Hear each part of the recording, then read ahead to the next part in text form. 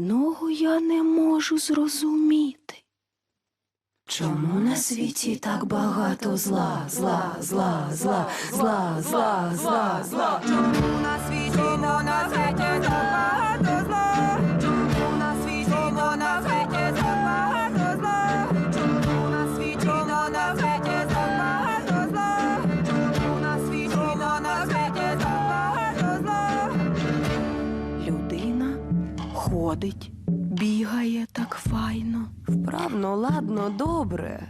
Навіть літає. Може, все вона. Ага.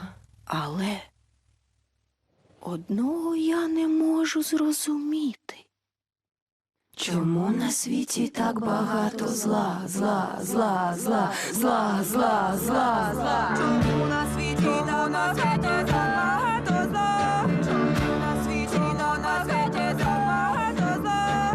Чому на світі так багато зла? Чому на світі так багато зла?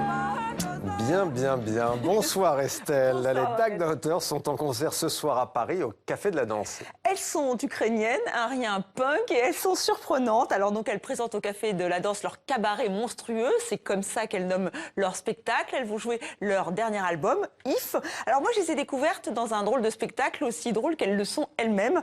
Terabak de Kif, programmé par le Théâtre Montfort à Paris. Alors elles menaient à la baguette tous les circassiens qui étaient sur scène. Elles ont une présence sur scène, une énergie folle, un petit côté clown gothique, et musicalement c'est très intriguant puisqu'elles passent du rap, vous l'avez entendu, à des mélodies traditionnelles ukrainiennes. Elles chantent du Bukowski, du Shakespeare ou encore des textes de leurs compatriotes Taras Shevchenko. Les Dagues d'Hauteur sont très connues et très populaires dans leur pays puisqu'elles ont participé activement à la révolution. Elles jouaient place Maïdan. Écoutez.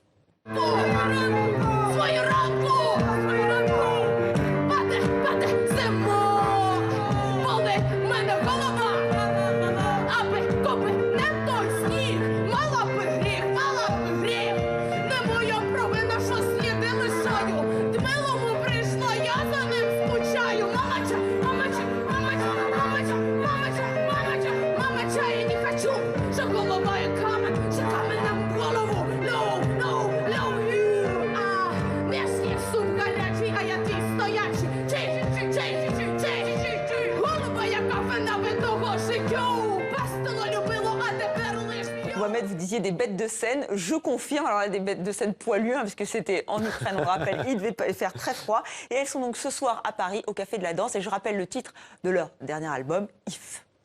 La nuit de la lecture, Estelle. Première édition, c'était samedi soir à travers toute la France. Oui, ça va être plus calme tout de suite. Alors, on connaissait la nuit blanche, la nuit des musées, et maintenant, il y a la nuit de la lecture. C'était samedi soir, vous l'avez dit. Les bibliothèques, les médiathèques, les librairies étaient invitées à ouvrir leurs portes assez tardivement et à organiser des événements autour de la lecture. On a vu ici la bibliothèque d'information publique au Centre Pompidou. Il y a aussi eu des lectures dans les librairies. C'était un peu le même principe.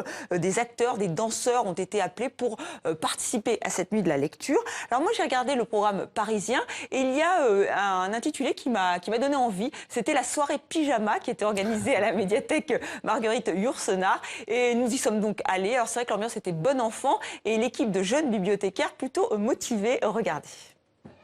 Un silence religieux, une séance de lecture un peu austère, voilà peut-être l'idée que vous faites des bibliothèques. Mais où avez-vous la tête? Ce soir, c'est soirée pyjama à la médiathèque. Je suis bibliothécaire, je suis à la médiathèque, je suis donc aux robes de chambre. On a le thermos de thé, le plaid au cas où pour les coins lecture. Ici, on s'amuse un peu. On vient de faire avec madame un speed booking. Vous savez, vous connaissez? Cette soirée pyjama s'inscrit dans le cadre de la nuit de la lecture, une première édition qui a dû s'organiser très vite, l'occasion pour les bibliothécaires de donner une autre image de leur métier. Ça fait une bonne vingtaine d'années que maintenant les bibliothèques sont des médiathèques dans lesquelles on trouve divers supports, dans lesquels on peut faire du bruit. On n'est plus du coup des bibliothécaires dans un silence religieux. On est jeunes, on est dynamique, on aime les séries, on aime aller au cinéma, on aime lire toutes sortes de choses et on fait passer ça auprès de notre public au jour le jour. Un public jeune, ravi de faire la fête dans ce lieu, surtout que tout a été pensé pour eux.